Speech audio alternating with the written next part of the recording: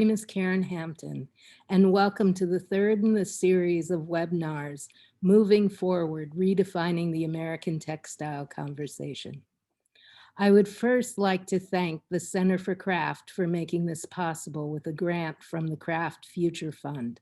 I would also like to thank BRM Productions and Management for everything technical. Today's webinar is The Road to Self. My guest is Camille Ann Brewer.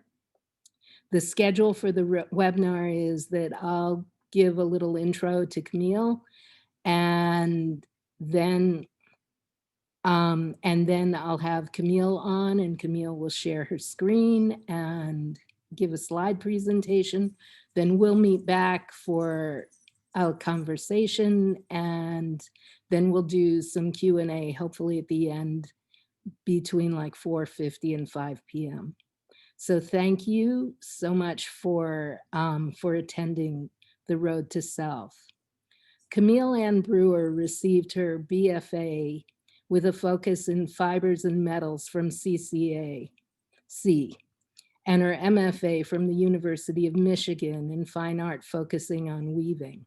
She also received a master's degree in library and information sciences from Valdorf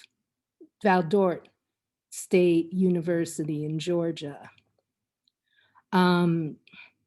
She was the founding curator of the Mott Warsh Collection, now Gallery in Flint, Michigan, which is one of the largest collections of the African-American art.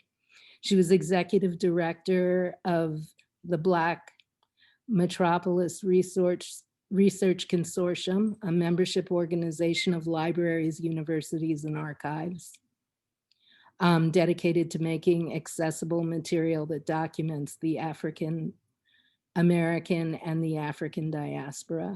And Camille was the inaugural contemporary art curator at the Textile Museum of America in Washington, D.C. In addition to all of that, Camille is a maker.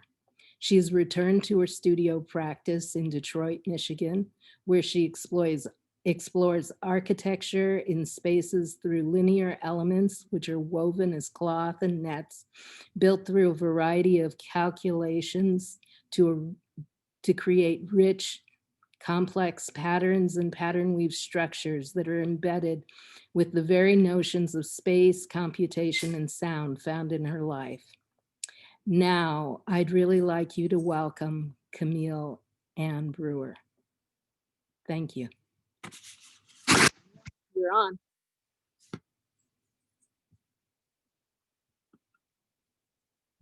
Hello. Camille?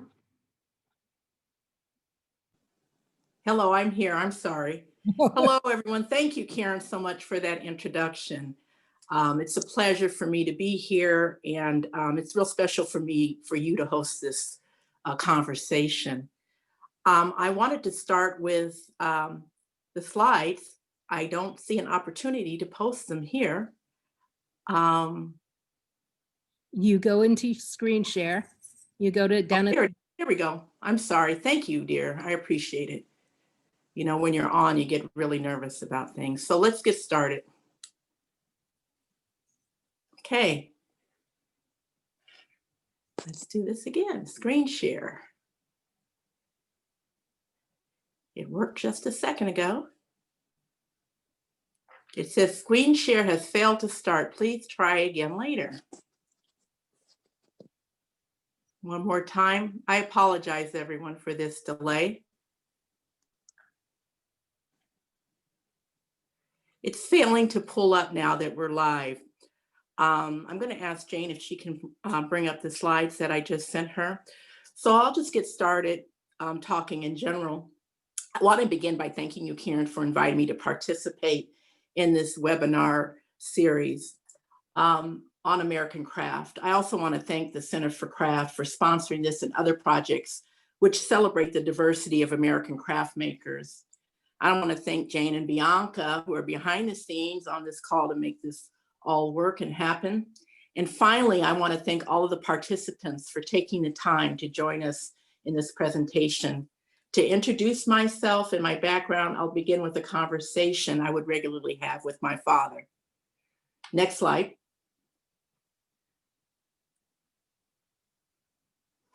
Daddy, where are we? We are in space. Space? Yes, we are in space. A place that is infinite, which has no beginning or end. Oh, okay. Next slide. So, Daddy, where do we live? We live on planet Earth. It's the only place in the heavens that we are aware of that sustains life as we know it. Okay. Next slide, please. Daddy, where's home? Craft is your home. My father painted this image of his sister Shirley's house in Los Angeles in 1967.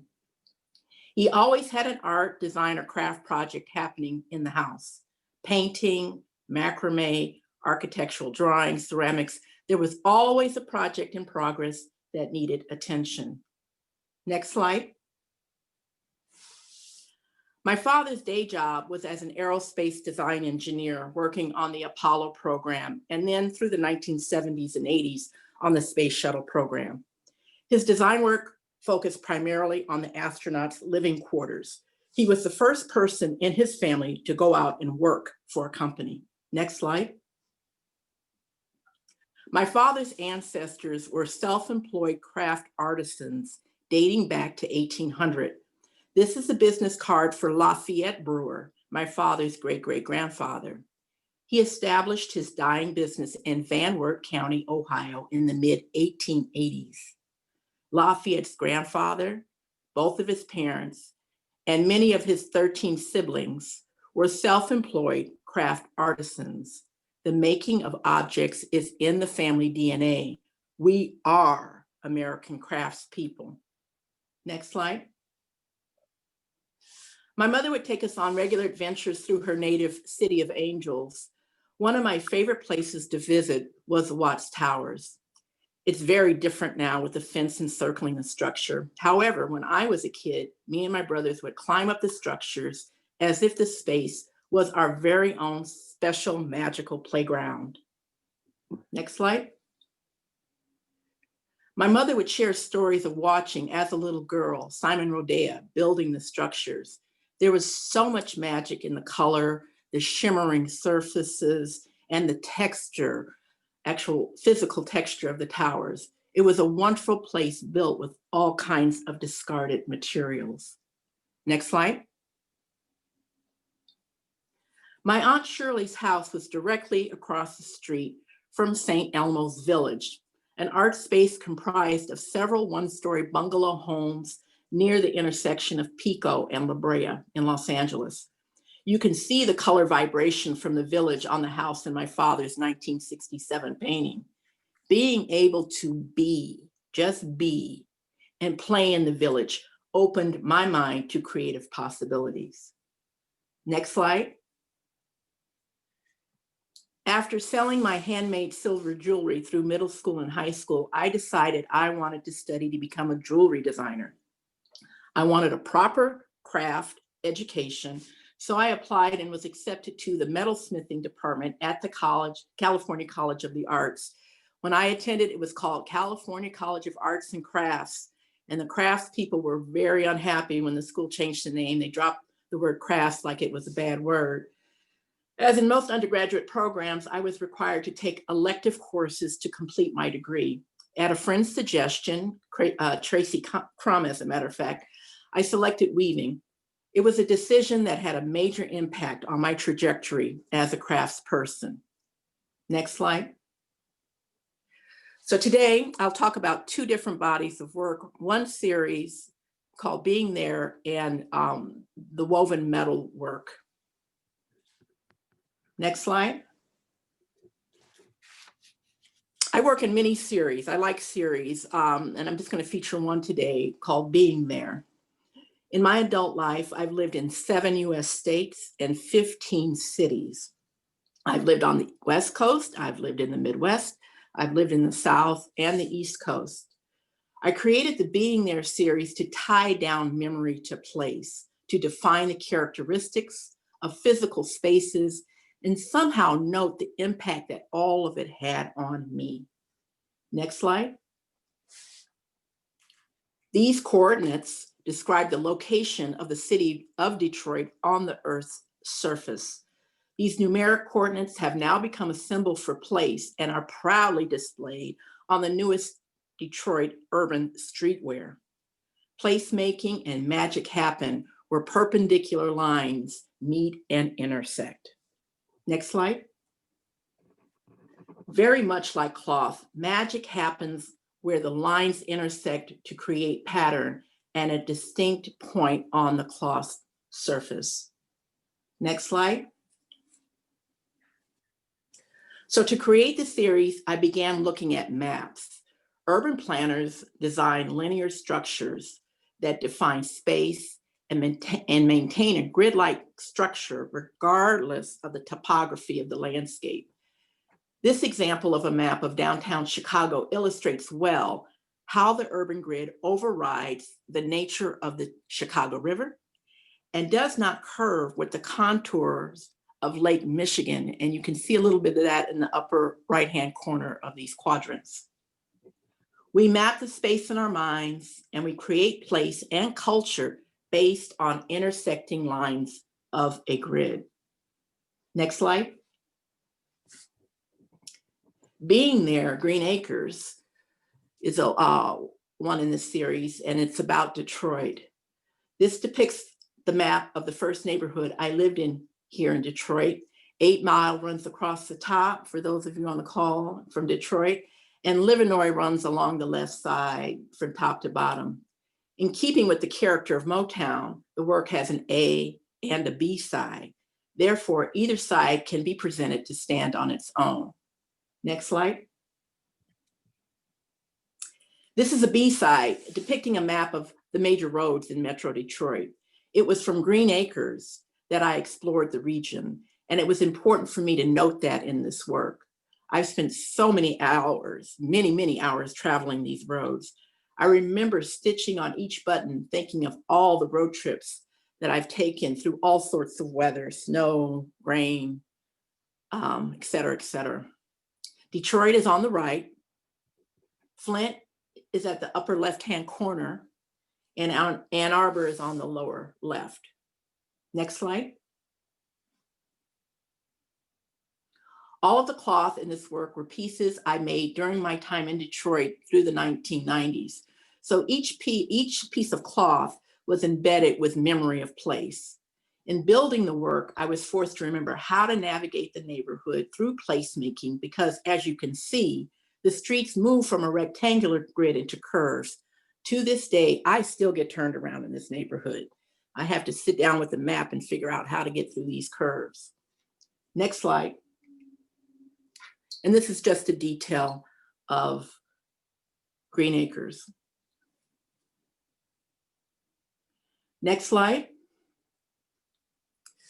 Being There, Dominguez Highlands was the first piece I created in this series. This is the place where I spent most of my childhood. The work is very large, it's 6 feet by 6 feet. Next slide. It's large because the place occupies a large space in my development as a person and as a maker. Just north of this neighborhood was a large Japanese-owned and operated vegetable garden. It was important for me to use a Japanese design format in this composition to tie down my memory of the relationships between our neighborhood, the Japanese community, and that particular farm. Next slide. Again, in the process of making, I'm building and engaging memory during the construction of intersections, or I remember the different families that lived on certain streets. It's a real interesting experience because you spend so much time with the work, and it brings up, like I say, a lot of memories. Next slide. And this is a detail. I lived in the little red square, which is in the center of the piece, and the larger orange space was the elementary school I went to, directly across the street. And so it was fun to put this together. Next slide. In 2010, I moved to Harlem, New York. I found a great shotgun apartment in the Hamilton Grange neighborhood, which is locally known as the Valley. However, most of my business needed to be taken care of at the top of the hill to the west, home of the City College of New York. The topography of the Upper West Side of Manhattan is quite hilly, and most days I had to figure out a way to navigate the large hill so I could get up from the Valley to Broadway and 145th Street. In this work, I wanted to illustrate the extremes of the neighborhood's topography. I also wanted to work off the wall. I didn't want it on the wall, and in a format that spoke directly to my memories of Harlem. Next slide. So I decided to create a garment. People dress in Harlem. There's a man who dresses and walks the streets every day. And I stopped him one day. I said, "You sure are wearing that swagger." And he said, "Well, baby, that's what the ladies like." So people dress. It's important to look good and present your best out on the street. So the work is a garment. On the left, I drew a cartoon of the neighborhood's topography on the garment pattern. And on the right, in red ink, I illustrated the linear grid that was placed on a space that's anything but linear. Next slide. I added watercolor to get a sense of the color balance and just get a sense of how the color will lay on the finished garment. Next slide. I decided felting the garment would provide me with the most control in creating the organic shapes and forms. Here is the large color cartoon with fleece. I did knit and crochet some wool yarn and incorporated the looped structures into the felted surface. Next slide. So here we are placing fleece or roving on the cartoon. Next slide.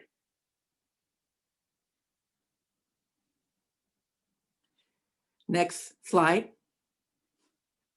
The felted portion of this project is now complete. It's time to embroider the street grid on the surface of the cloth, and sew up the seams. Next slide. So I plan to finish this project in the weeks to come. I need to sit down and think about how I want to approach the next step. Next slide. Metalwork. Metalwork is the one thread that is a constant throughout my making career. I began working with non-ferrous metals at age 13 in the Los Angeles public schools. Next slide. This work was my first attempt at the marriage of fiber and metal. I completed this work at the close of my undergraduate program at California College of the Arts. My instructor, Leah Cook, saw me threading the loom with metal wire, and she turned on her heels and walked away. She could not wrap her head around what I was trying to do. She and I both laugh about that now. It's funny. Next slide. This is the work I was making at the close of graduate school at the University of Michigan, weaving entire metal structures, both warp and weft. Next slide. I enjoyed and I still love the juxtaposition of the soft and hard materials. I enjoy the shiny and matte surfaces placed side by side and really exploring those contrasts. Next slide. This piece, I finished the final stitches as I watched the Twin Towers go down, 9/11. It's a really strange time. I can see now that I was growing frustrated during this period. I wanted to shape the metal and create a three-dimensional surface with the work moving away from the surface of the wall. And you can see that in the next slide.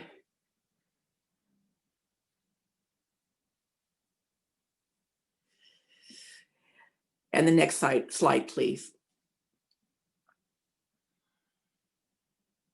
It was after this period that I decided to move the woven metal work completely away from the wall and into space.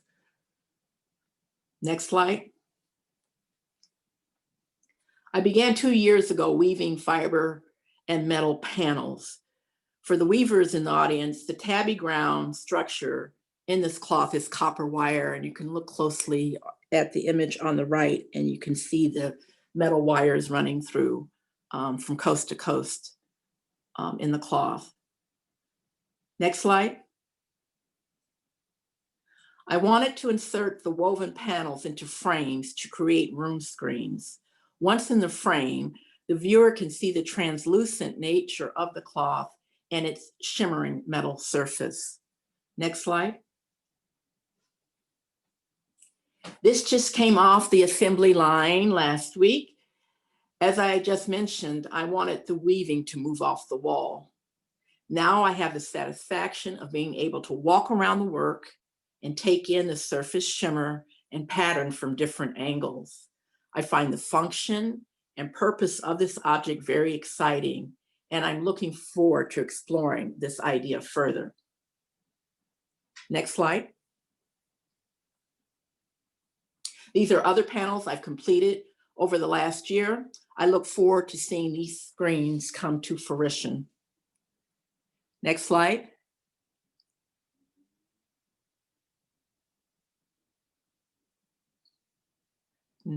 Next slide.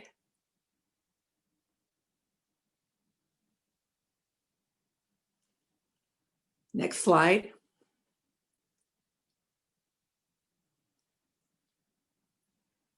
Next slide.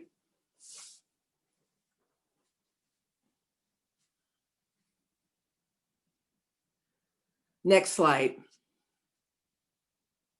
Maybe the sphere that we live on is suspended in space and time within a textile structure. There are scientists exploring this possibility. Next slide. And maybe, just maybe, there are all kinds of textile structures and webs holding this whole thing together. My father would have found this hypothesis very interesting, I'm sure. Next slide. My father died 7 years ago. The last thing he said to me was, never stop weaving. Continue to make things with your hands. The activity will sustain you into your old age. And I think my pops was right. Next slide. Thank you. Thank you so much, Camille.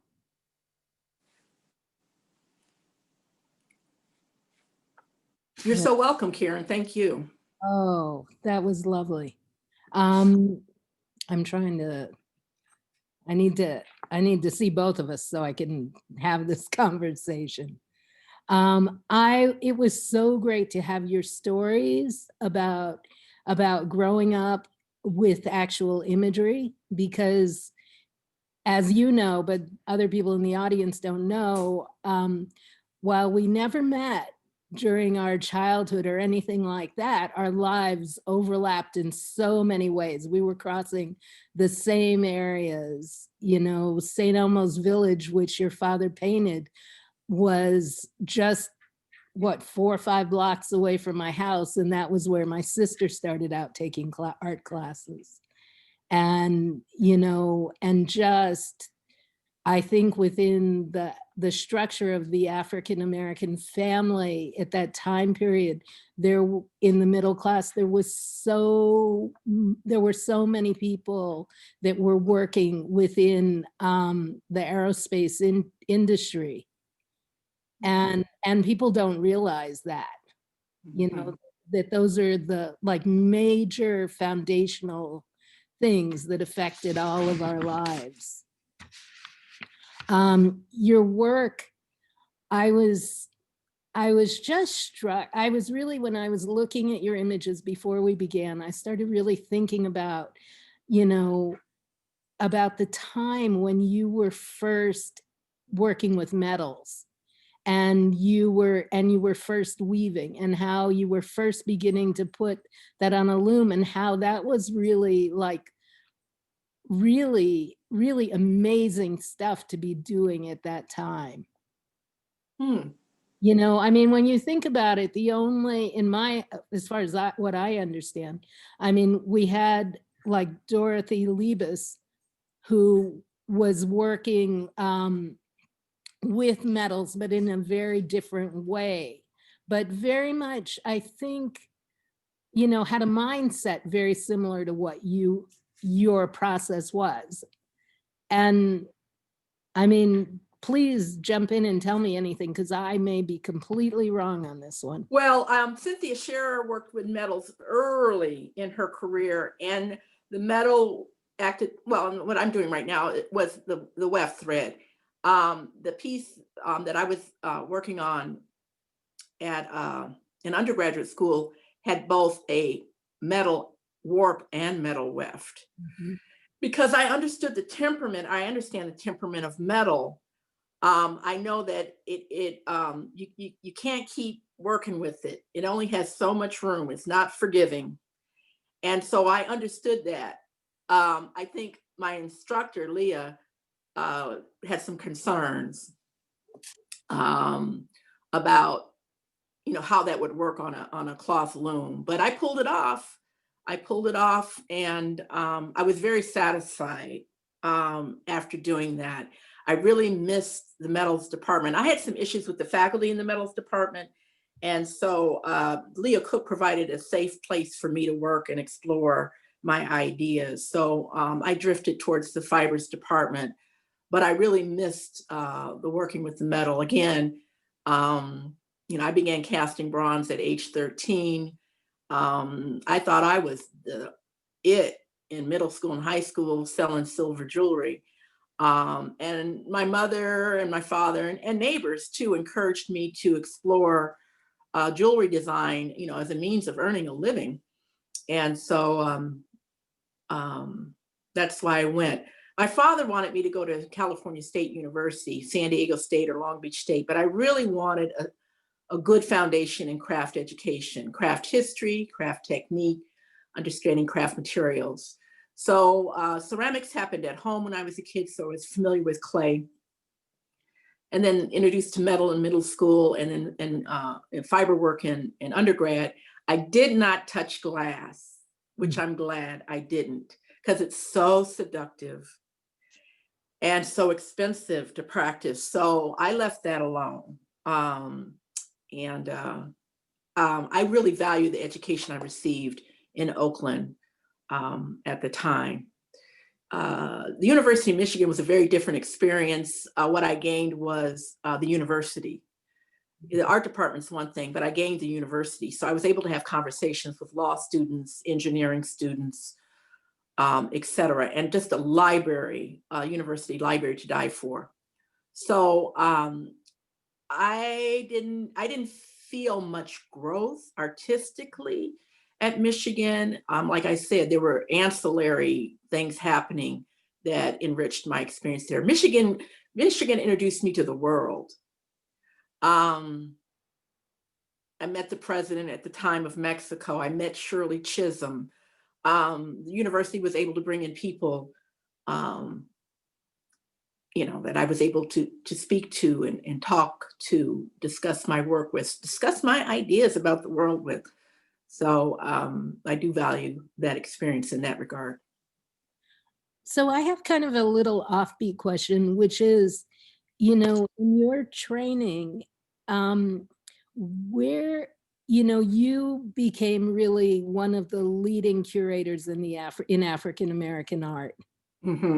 And you didn't come out of a traditional art program, not one like you would find at Hampton or Howard or something like that, where they groom people, where a lot of curators are groomed for that.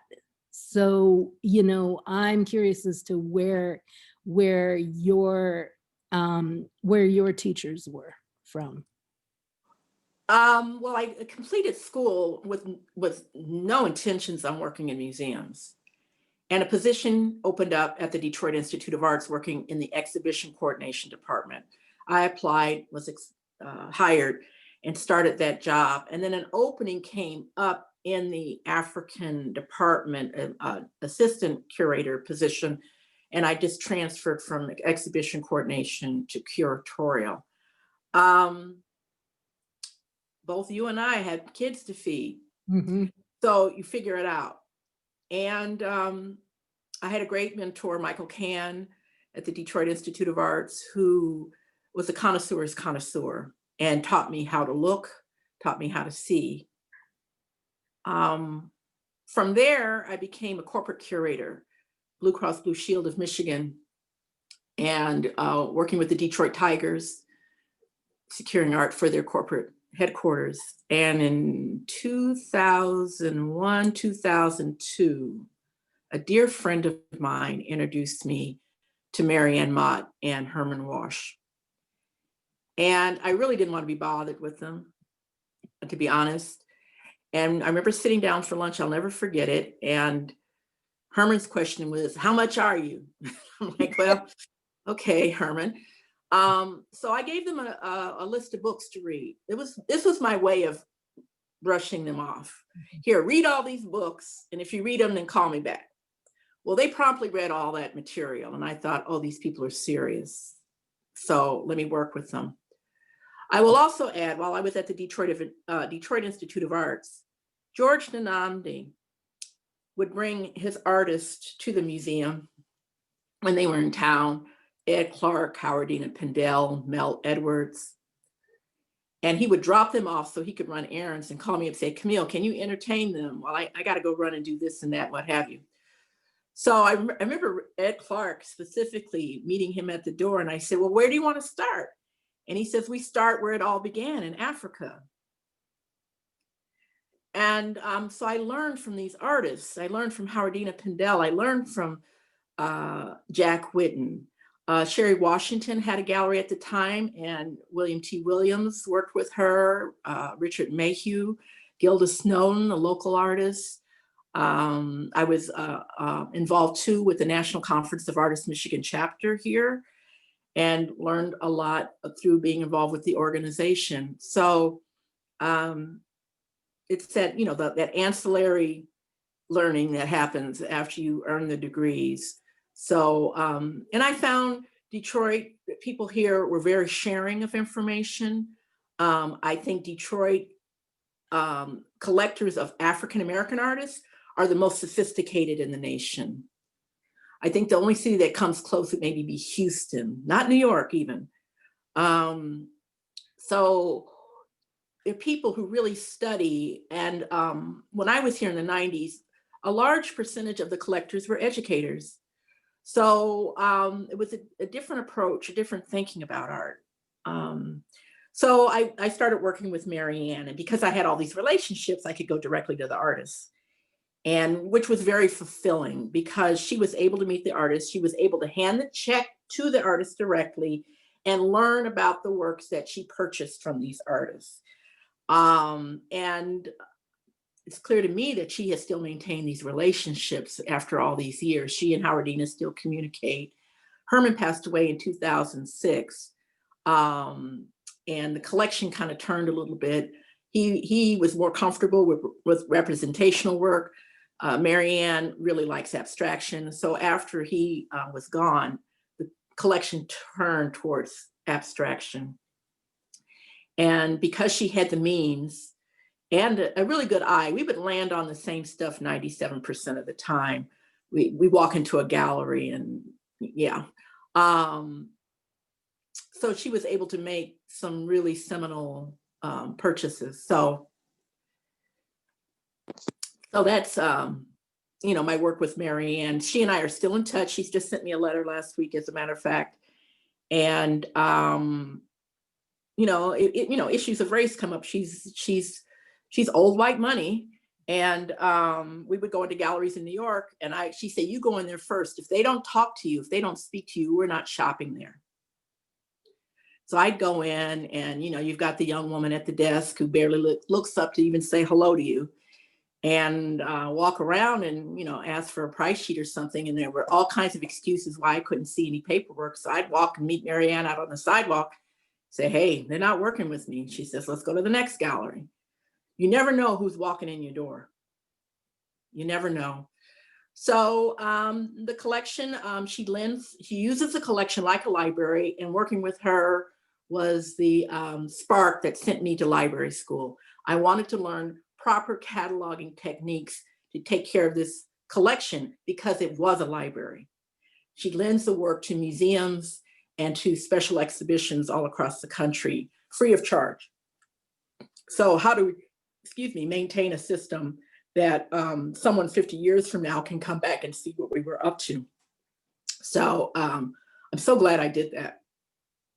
I was so glad you sent me there when I was in Michigan. Spend that time, and for my students to have that exposure to the collection and to then go and see artwork being lent to, the library in Flint, a city that's been through so much, but to have this really incredible artwork gracing their walls and is just really fabulous. Well, the library was our first venue. Mary Ann wanted people to have a fine art experience in their daily lives. The museum, I don't know, I haven't been to the museum recently, but really hostile to brown and Black people walking in the door. What are you doing here? We need all of your possessions, your purse, your jacket to lock up. I said, I'm not going to steal any of your paintings. So she knew that was the case in Flint. So she wanted people to have the exposure because they didn't go to the museum. So we started with the library, which is right next door to the museum. And the library is the heartbeat of Flint. Everybody comes through the library. So I will say my greatest joy was to see a patron grab a chair and pull it in front of a huge Adrian Piper piece, okay? And sit there and really take it in. And then go to the librarian and say, why don't we have any more work by Adrian Piper in the library? Because she's speaking to, and I would share these stories with the artists, and they were thrilled to have this working class community interface with their art. No, that's our L.A. Natsui. That's our Powertina Pendel. And they'd run to the computer and look the artists up, look at other images by the artists. So it really transformed the visual experience for people. From the library, we started going into the Black churches, into the fellowship halls. We went into the public health department with some real interesting video work around pregnancy. And that's what Mary Ann, she wanted it to be presented in a different format, in a different way. No, I just truly appreciated it. It's such and I think that it will be, that I really, everything that I see Flint healing. And I see that art is playing a major part in its process of healing. And, and I think that a lot of that is because they're having, that people are, it's in their psyches. They're feeling in many, many different ways. Well, the church is really, that was great to go in. And I would spend 2 or 3 weeks at a time in Flint. And so I would attend Sunday services. And oftentimes I was introduced to the congregation, and I would stay for questions in the fellowship hall afterwards. And one little girl, I never forget, she was about 10 or 11, and she heard me speak, and she came running up and she said, I want to be a curator and I want to be a scientist, and I'm really confused. I said, well, honey, you can be both. You can become a painting conservator. And her eyes lit up. I introduced something new to her, and she was just thrilled. And, that's the magic that happens, when the work is out and people can take it in. I wanted to talk about your piece, Being There, Hamilton Grange. your felt piece, because your mapping is so, it's so there. That is Hamilton Grange. I mean, I look at that map and having walked that area and, you know, and really feeling that typography, because it is such a steep climb right there. I found it just very, you know, just so interesting to see, because I hadn't known you'd played with felt. That had not been something that I had been aware of before. Mm. You know, but that whole thing, and then placing typography on the body. Mm. You know, Mm-hmm. because it's not, you know, that when you see a narrative like that on a piece, you're not getting you're having to look at it through a different kind of eye. You're looking at Mm-hmm. it through color and through texture and everything else. And I thought, oh, what a great way to give people a sense of history without them even knowing about it. Mm-hmm. A sense of place. Sense of And place. once you understand what it is, it's like, oh yeah, I know Yeah. that neighborhood. Mhm. You know, and then people think about, again, the intersecting lines. You know, right on Edgecombe and 141st Street, there's a new cafe on 142nd, and so you know, we use these linear elements to map out memory and space. And you know, when I say you know, 58th Street and 3rd Avenue, most folks know what I'm talking about. You know, or Woodward and the Boulevard here in Detroit. So I've always been interested in maps and how they describe space. What they don't say either is very interesting as well. Absolutely. Mm-hmm. Absolutely, because there's a completely different map you can make. Right, exactly. Exactly. You know, and I think walking through some of these neighborhoods, when you're thinking about Harlem and that whole Hamilton Grange area, or you're thinking about different neighborhoods within Detroit, like you're thinking about Detroit Detroit before all the loss, and then, you know, Detroit in the early stages of rebuilding, and then the quote unquote new Detroit, where you have Mm-hmm. Mm-hmm. Well, I'm in a different neighborhood now. Detroit's the only city that I've lived in twice. I leave and I'm gone. mm-hmm. And so the first neighborhood I lived in, Green Acres, is on the west side of Detroit, and now I live on the east side of Detroit. So I have an idea for this neighborhood. There are lots of one-way streets. There's a huge diagonal that runs through called Gratiot Boulevard. And I'm interested in, again, how it looks, because it's real difficult in a car to navigate. On foot is one thing, but to try to go around and I can't go down there because that's the one way, and I can't make a left here because it's Gratiot, and how it forces you into a space that you really don't want to be in, that you have to go all the way around the rodeo to get to where you need to go. So I want to explore that idea, and I think I'm going to do that with a series, maybe of 6 or 7 pieces, to show all the different facets of what I see. So that series is ongoing. I've come up with a great idea. I'm really excited about Richmond, California. I haven't started on my Georgia piece, and I haven't started on my Florida piece, and I gotta include Silver Spring, Maryland. So I wait until the ideas come, and you know, I had no idea how I would approach the pieces that I've worked on so far. But it's an ongoing series. I have several ongoing series, and when the idea comes up, I just add it onto the series, and then I've got lots of outliers too. that are just exploring other ideas that I have. So I'm real excited to be working full-time in studio practice. As we were laughing about in one of our recent conversations, that's what we've been working for all along. You know, you get the job so you can pay the rent, so you can get the studio going. Okay. Then you raise the kids so you can get them out the house so you can get the studio going. And it's always the studio. I'll get to the studio. So now I have it. I bought a property. The whole house is a nice size house. The whole house is my studio. I have a cot in the corner to sleep on.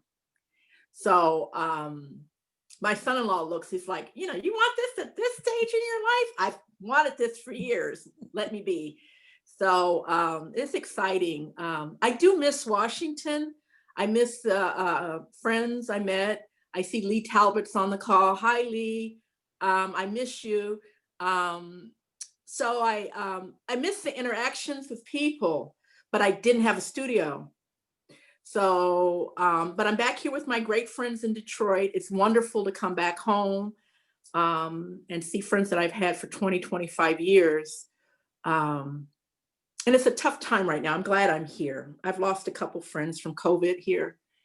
And I'm glad I can be here to provide some solace to family. And Detroit's home. I grew up in LA, and that's my home. But my spiritual home is Detroit. Well, I can understand why. After spending the time I spent around Detroit, I found it to be so fascinating. I think it's one of the most fascinating cities that I've been in. You know, you had that piece, let's see, Moonshine on Jack's Beach. Yes. The piece that you made right around 9/11. Right. I found that I really love that piece. Oh, thank you, Karen. Thank you. You know, I love the undulating twill in the wire. It just like, I don't know, it happens to be the pattern weave that I like the best. Well, what I love about it, again, perpendicular lines. You know, you've got your warp threads and your weft threads to create curves, a visual curve on the surface of the cloth. When that's your structure, fascinates me. That's why I say where that intersection of threads happens, that's where the magic happens. So, you know, if the harness is up or down, the image is going to go a different way. So I just find that real fascinating, even sitting down at the loom, watching the pattern grow. And all you're doing is passing through this thread, you know, perpendicular to the warp threads, and all this magic happens. You know what I think my favorite, and I feel very much the same way. I think for me, it is having the right set, you know, that the right set for the density of whatever the fiber is, just can either make or break a fiber. That's true.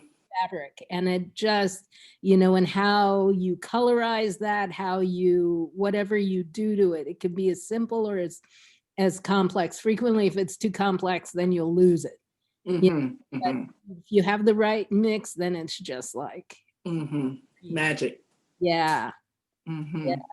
You didn't share with people here on the call, you're a weaver. Yes. I am a weaver. Been weaving since I was 17. And I work with historical narratives primarily. I'm just trying to think of what else there, you know, I'd love you to talk a little bit more about your new work, because because this is a whole direction for you that you're going with your screens. And I think you have some other things that you're working on as well. Well, I don't know. I think what's been sitting on my heart pretty heavy is, oh, you know, it's nice to look at work on the wall. It's nice don't get me wrong, I do enjoy it. But how do I make the weaving functional? I'm not a fashion person. I enjoy fashion, but I enjoy making cloth. I do not like making garments. That's just not my cup of tea. I know how. I do it for myself, and that's about it. How do I get this off the wall? And so I had this idea about 20, 25 years ago, and I just never acted on it. And then when I was ready to act on it, it was real difficult for me to find a woodworker to work with. And I was surprised by that. I was searching for a woodworker in Washington while I was there. And then once I arrived here, so I have two people I have found, and they get what I'm trying to do. And the one screen that was finished last week, the woodworker, he's real excited about it. He was kind of ho-hum going into the project, but once he placed the cloth into the frames, he was just like, wow, this works. So yeah, take lots of pictures of that too for your portfolio. And I just think about spaces like the space you're in, you know, a large loft space. How do you create subspaces within a larger space? A screen works well.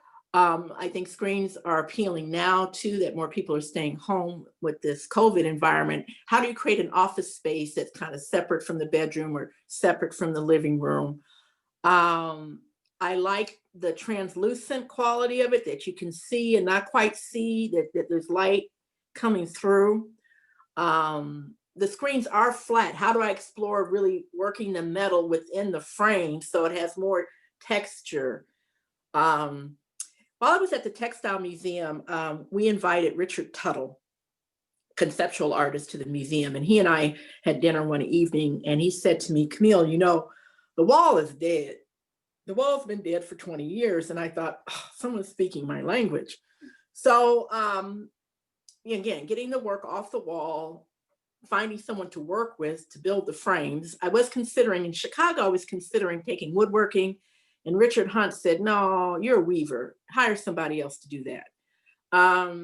So finding the right person to work with, and also, which has been a pleasant surprise in making the screens and moving into a new space, I have all these hardwood floors, and I thought, well, I need to make some rugs. So I bought some rug yarn, and I'm weaving copper metal into the rug yarn, and oh my God, OMG, it is just gorgeous. So I'm kind of taking this detour towards, you know, home, you know, not out of the fine art space, and I appreciate it. But it's, so we'll see. I can do anything I want to do right now. It's total freedom, which is kind of scary, because when you do get that, you go, wow, do I really want to do what I had hoped to do? And that's an interesting question. You know, you want that pair of red shoes, you want them, you save for them, you get the red shoes, and then you put them on and you go, well, they're not quite what I thought they were going to be. And so I'm not having that experience yet, but I'm open to the possibility of it. Okay, I have been negligent and not checking the time enough. So let's jump into questions. Some questions in the chat. Yeah. Someone made a comment about your dog, which is great. The neighborhood in Detroit was Green Acres. Green Acres is just north of Sherwood Forest, 8 Mile, and Livernois. The southern boundary of Green Acres is Pembroke, and the eastern boundary is a cemetery. So it's in Northwest Detroit, someone was asking. And it's been called Green Acres, I think, for many, many, many, many years. Hello, Kathleen. Met you at the TSA tour. Good to have you. Bill Sanders, a dear friend here in Detroit, asked, will you be having an exhibit of your work anytime soon? If so, when and where? Not at this point, Bill. I haven't planned anything. And I'm just trying to work through some ideas. I'm not quite ready for an exhibition. So, and COVID has really slowed things down. My goal was to get the property. I bought a loom on the way out of DC, literally put it on the back of the truck as I was driving out of town, got the loom set up. My goal was to work with Cass High School, which has a fashion and weaving program, and to work with some junior or senior high school students to do some production work here. Well, COVID happened, and COVID has slowed everything down, as we all know. So maybe in the next, year or two, I'll put something together. In the chat, could you Uh-huh. put your contact info in the chat so that if anyone wants to be in touch with you, commission you for anything, like your email? Yeah, I'll put that in now. Yeah. There's another question from a dear friend, Wes Cochran in LaGrange, Georgia. He says, is copper your favorite metal? And where do you get it? Silver is my favorite metal, Wes. Copper, I buy from metal suppliers. I even buy from the scrap metal yard. And I work with different gauges of metal. I'll work with something as really as thin as 30 gauge and as thick as 22 or 20 gauge metal. So I hope that answers your question, Wes. Lee Talbot just sent in a question. Great to see you. Hi, Lee. Can you comment on your choice of fibers? Does the choice of fibers come first in conceptualizing your work? Well, I do use natural fibers. I don't use any synthetic fibers. I'm not a big fan of wool. I don't like working with wool, but these rugs have really tantalized my imagination, I must say. I have to laugh about mask wearing because of the, working with wool fibers and all that floats in the air. So I've been wearing my mask as I work. I said, I should have been wearing one of these all along. My goal is to remodel the basement into a dye kitchen and grow dye plants in the backyard, Lee. And I really enjoy dyeing, and I would like to do some more dyeing with the yarns. So yarns that, take dye well, cotton, primarily. I'm working with some rayon, there's some flax. So it all depends on the work and the message behind it. Like, I'm not a felter.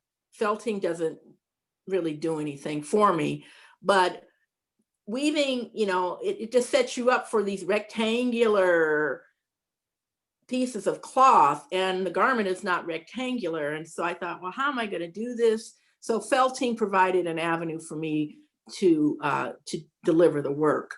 So it varies, but most of the time it's cotton and copper. Deidre Harris Kelly says, hi, Camille, so glad to learn more about your work. Does the metal oxidize over time? Yes, it does. And that's a long time though, but pieces that like the Moonshine on John Jack's Beach, that's almost 20 years old and it still looks great. I'll purposely patina some things sometimes, but if I'm buying metal straight from the metal supplier, I haven't seen an issue with, it does age and patina over time, but it doesn't affect the look or the feel of the work for me. I hope that answers your question. And it seems it would be wonderful to complement your work with indigo dyes and Japanese influences. Well, yeah, I've got indigo seeds that I purchased many moons ago, and they're in the freezer from Yoshikawara.